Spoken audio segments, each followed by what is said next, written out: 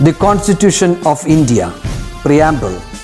We, the people of India, having solemnly resolved to constitute India into a sovereign, socialist, secular, democratic republic and to secure to all its citizens justice, social, economic and political, liberty of thought, expression, belief, faith and worship, equality of status and of opportunity, and to promote among them all fraternity, assuring the dignity of the individual and the unity and integrity of the nation.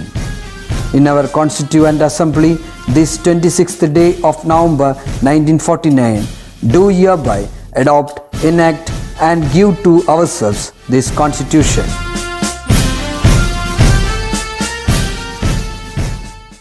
Hello children, welcome back. അപ്പം നമ്മൾ കഴിഞ്ഞ ക്ലാസ്സിലും ഒരു കഥയിലൂടെയാണ് തുടങ്ങിയതല്ലേ. അപ്പം നമുക്ക് ഈ ക്ലാസ്സിലും ഒരു കഥയിലൂടെ തുടങ്ങാം.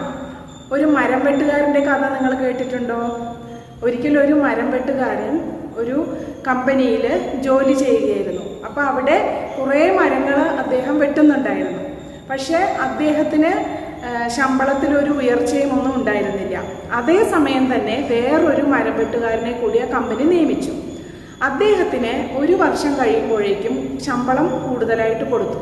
അപ്പോൾ ഈ ആദ്യത്തെ മരം വെട്ടുകാരൻ ഒരു പരാതി പോലെ ഓഫീസറോട് പറഞ്ഞു, എനിക്ക് എന്തുകൊണ്ട് നിങ്ങൾ ശമ്പളം കൂട്ടി തന്നില്ല?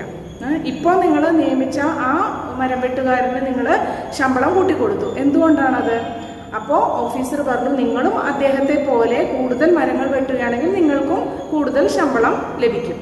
അപ്പോൾ ഇയാളും ഈ ആദ്യത്തെ മരം വെട്ടുകാരനും കുറേ അധികം മരങ്ങൾ ദിവസവും വെട്ടാറുണ്ട്. പക്ഷെ അദ്ദേഹത്തിന് ഒരു പുരോഗതിയും ഉണ്ടാകുന്നില്ല. അവസാനം അയാൾ തീരുമാനിച്ചു, ഞാൻ ആ രണ്ടാമത് വന്ന മരം വെട്ടുകാരനോട് തന്നെ പോയി നേരിട്ട് ചോദിക്കാം എന്ന് തീരുമാനിച്ചു. അങ്ങനെ അദ്ദേഹത്തോട് പോയി ചോദിക്കുന്ന സമയത്ത് അദ്ദേഹം പറഞ്ഞു, നിങ്ങൾ നിങ്ങളുടെ ആയുധം എപ്പോഴെങ്കിലും ഷാർപ്പൺ ചെയ്യാറുണ്ടോ എന്ന് ചോദിച്ചു. അപ്പോൾ അദ്ദേഹം പറഞ്ഞു, ഇല്ല, ഒരു പ്രാവശ്യം ഷാർപ്പൺ ചെയ്ത് കഴിഞ്ഞാൽ പിന്നെ അത് ഉപയോഗിച്ച് തന്നെയാണ് വീണ്ടും മരങ്ങൾ വെട്ടുന്നത്. പക്ഷേ ഞാൻ അങ്ങനെയല്ല. അതായത് രണ്ടാമത് വന്ന ആൾ എങ്ങനെയാണ് മരം വെട്ടുന്നത് വെച്ചാൽ, ഓരോ മരം വെട്ടിക്കഴിഞ്ഞു കഴിഞ്ഞാലും ഒരു 5 മിനിറ്റ് ഈ ആയുധം ഷാർപ്പൺ ചെയ്യാനായിട്ട് ഉപയോഗിക്കും. അതായത് ഷാർപ്പൺ ചെയ്തുകൊണ്ടിരിക്കും. അതിനുശേഷമാണ് അടുത്ത മരങ്ങൾ വെട്ടാറുള്ളത്. അപ്പോൾ അദ്ദേഹത്തിന് കൂടുതൽ മരങ്ങൾ വെട്ടാനായിട്ട് സാധിച്ചു. അപ്പോഴാണ് ആദ്യത്തെ മരം വെട്ടുകാരൻ തനിക്ക് പറ്റിയ അബദ്ധത്തെക്കുറിച്ച് ആലോചിക്കുന്നത്. അതായത് അദ്ദേഹത്തിൻ്റെ ആയുധം അധിക സമയമൊന്നും ഷാർപ്പൺ ചെയ്യാനായിട്ട് ഉപയോഗിച്ചിട്ടില്ല, അല്ലെങ്കിൽ ഷാർപ്പൺ ചെയ്തിട്ടില്ല. ഒരു പ്രാവശ്യം ചെയ്തു കഴിഞ്ഞാൽ അദ്ദേഹം അതുകൊണ്ട് തന്നെ വീണ്ടും വെട്ടിക്കൊണ്ടിരുന്നു. പക്ഷെ അതിലൊരു റിസൾട്ടും കിട്ടിയിട്ടുണ്ടായിരുന്നില്ല. അപ്പോൾ നിങ്ങൾക്ക് എന്തിനാണ് ഇപ്പോൾ ഈ കഥ പറഞ്ഞു തന്നതെന്ന് മനസ്സിലായോ? അതായത് ആരോ ആയിക്കോട്ടെ, അതായത് ഇപ്പോൾ ഇതിവിടെ മരം വെട്ടുകാരൻ്റെ കാര്യമാണ് പറഞ്ഞത്. പക്ഷേ അവരുടെ ആയുധം ഷാർപ്പൺ ചെയ്താൽ മാത്രമേ അവർക്ക് കൂടുതൽ സാധനങ്ങൾ അല്ലെങ്കിൽ കൂടുതൽ മരങ്ങൾ വെട്ടി അല്ലെങ്കിൽ അവർക്ക് കൂടുതൽ മികവ് തെളിയിക്കാനായിട്ട് സാധിക്കുള്ളൂ.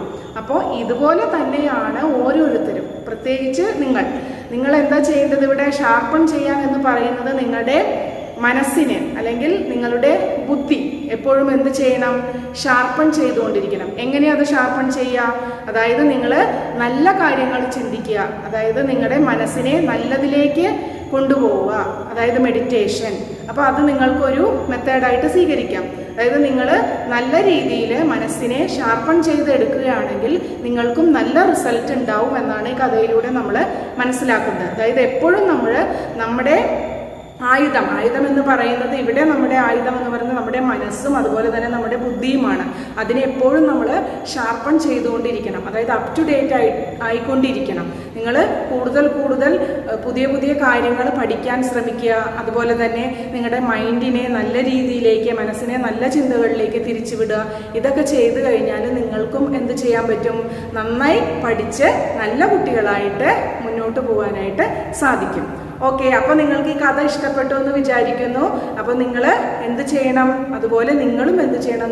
ഷാർപ്പൺ ചെയ്യണം. എന്താ ഷാർപ്പൺ ചെയ്യേണ്ടത്?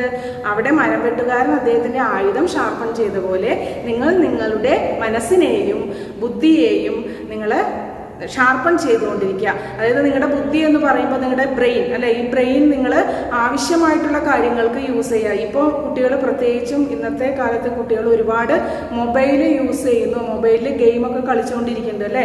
അപ്പോൾ അത് നിങ്ങൾ അങ്ങനെ ചെയ്യുന്നുണ്ടെങ്കിൽ അതിൽ നിന്നും പിന്മാറുക. അത് അത്ര നല്ല കാര്യമല്ല നിങ്ങൾ ചെയ്യുന്നത്, നിങ്ങളുടെ ബുദ്ധി അത് നശിച്ചു പോവുകയാണ് ചെയ്യുന്നത്. അപ്പോൾ നല്ല കാര്യങ്ങളിലേക്ക് പോകണമെങ്കിൽ നല്ല പ്രവൃത്തികൾ നിങ്ങൾ ചെയ്യണം, നല്ല ചിന്തകൾ നിങ്ങൾ കൊണ്ടുവരണം. Okay children, have you heard this quote? Learning is a treasure that will follow its owner everywhere. So children, study hard to achieve your goals. In the previous classes, we learned about the 5 continents and the special features of continents. We also learned about major mountains in the continents, some of the rivers, desert and so on. Now, we are going to learn about next continent, Europe. It is located between the Atlantic Ocean and Asia. It is the 6th largest continent. Europe is separated from Asia by the Ural mountain ranges. Ural mountain ranges. Okay?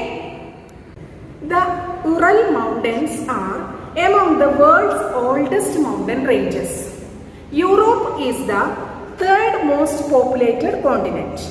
Climate varies in southern and northern part of Europe. Southern Europe experiences moderate heat and cold, but northern part experiences severe cold. Europe is an industrially developed country. Fishing is an important occupation. Which is the important occupation? Fishing. Fishing is an important occupation. Do you know what is skiing? It is a recreational activity to glide over snow. Europe has many skiing areas. London is city in Western Europe, and the most important cultivation is grape. Grape cultivation is the another most important cultivation. Norway is a part of Europe and it is the land of midnight sun. Countries like Norway and Finland, falling within the Arctic Circle 66.5 degrees Celsius north, experience 6 months of night and 6 months of day every year. To know more about these places, read Padira Suryante Nattil by S.K. Pottakad. Now, the next and the last continent is Australia. Australia is the smallest continent. ഇപ്പോൾ Australia എന്ന് പറയുന്നത് ഏറ്റവും ചെറിയ continent ആണ്. Okay, Australia lies between the Pacific Ocean and the Indian Ocean. Australia along with a few surrounding islands is known as Oceania. Australia is known as the island continent because it is surrounded by oceans. Australia ഒരു island continent എന്ന് അറിയപ്പെടുന്നത് എന്തുകൊണ്ടെന്നാൽ അതിന് ചുറ്റും ഓഷ്യൻസിനാൽ ചുറ്റപ്പെട്ട് കിടക്കുന്നു. അതുകൊണ്ടാണ് അതൊരു island continent എന്ന് പറയുന്നത്. Okay, the animals platypus, kangaroos and dingo are found in Australia. Dingo എന്ന് പറയുന്നത് ഒരു അനിമലാണ്. ഓക്കെ, ഇതൊക്കെയാണ് അവിടെ കാണപ്പെടുന്ന അനിമൽസ്. ഇനി next one, Calgary gold mine is located in western Australia. ഈ കാൽഗറി ഗോൾഡ് മൈൻ എന്ന് പറയുന്നത് വെസ്റ്റേൺ ഓസ്ട്രേലിയയിലാണ് ലൊക്കേറ്റ് ചെയ്യുന്നത്. അതായത് സ്വർണ്ണഖനിയാണത്. അത് വെസ്റ്റേൺ ഓസ്ട്രേലിയയിലാണ് ലൊക്കേറ്റ് ചെയ്തിരിക്കുന്നത്. Sydney is one of the largest cities in Australia. ഓസ്ട്രേലിയയിലെ ഏറ്റവും ലാർജസ്റ്റ് ആയിട്ടുള്ള സിറ്റിയിൽ ഒന്നാണ് സിഡ്നി എന്ന് പറയുന്നത്. Okay, next we are going to learn about the oceans in the world. അപ്പോൾ ഇത്രയും നേരം നമ്മൾ കോണ്ടിനെന്റ്സിനെ കുറിച്ചാണ് പറഞ്ഞത്. ഇനി നമ്മളിപ്പോൾ ടോട്ടൽ 7 കോണ്ടിനെന്റ്സ് നമ്മൾ പഠിച്ചു കഴിഞ്ഞു അല്ലേ. ഇനി next is about oceans in the world. Children, what is an ocean? An ocean is a very large area of water between continents. അതായത് ഓഷ്യൻ എന്ന് പറയുന്നത് കോണ്ടിനെന്റ്സിന്റെ ഇടയിലുള്ള, അതായത് ലാർജ് ഏരിയാസ്, അതിനെയാണ് എന്ന് പറയുന്നത് ഓഷ്യൻസ്. ഓഷ്യൻസ് എന്ന് പറയുന്നത് എന്താണ്? What is an ocean? An ocean is a very large area of water between continents. കോണ്ടിനെന്റ്സിന്റെ ഇടയിലുള്ള വാട്ടർ ഏരിയാസ് ആണ് എന്ത്? Oceans. Oceans are very big and they join smaller seas together. We have learned in lower classes that there are 5 oceans. നമ്മൾ പഠിച്ചിട്ടുണ്ട്, 3rd standard മുതൽ പഠിക്കാൻ തുടങ്ങിയതാണ് അല്ലേ? There are 5 oceans. എത്ര oceans ഉണ്ട്? 5 oceans. Which are they? Yes, they are the Pacific Ocean, the Atlantic Ocean, the Indian Ocean, the Arctic Ocean and the Antarctic Ocean. Now, let us learn about these oceans one by one. Before that, we have to know what a sea is. Seas are the parts of oceans, partially surrounded by land. Oceans are interconnected. Oceans are interconnected. അതായത് oceans എല്ലാം ഒന്നിനോടൊന്ന് connect ചെയ്തിരിക്കുകയാണ്. That is, all the oceans are connected with each other. എല്ലാ ഓഷ്യൻസിനെ ഒന്നിനോടൊന്ന് ബന്ധിപ്പിച്ചിരിക്കുന്നു. These interconnected oceans are otherwise or known as world ocean. Interconnected oceansനെ നമ്മൾ വേറെ ഒരു ഇതിൽ പറയുന്ന പേരിൽ പറയുന്നത് world ocean എന്നാണ് അതിനെ അറിയപ്പെടുന്നത്. Now, let us learn about each ocean. Do you know which is the largest ocean? Yes, the Pacific Ocean is the largest ocean in the world. The Pacific Ocean has the largest number of islands. അപ്പോൾ ഏതാണ് വലിയ ocean? Pacific Ocean. Largest ocean in the world, that is Pacific Ocean. The Challenger Deep in the Pacific Ocean is the world's deepest point. The Pacific Ocean is rich on minerals.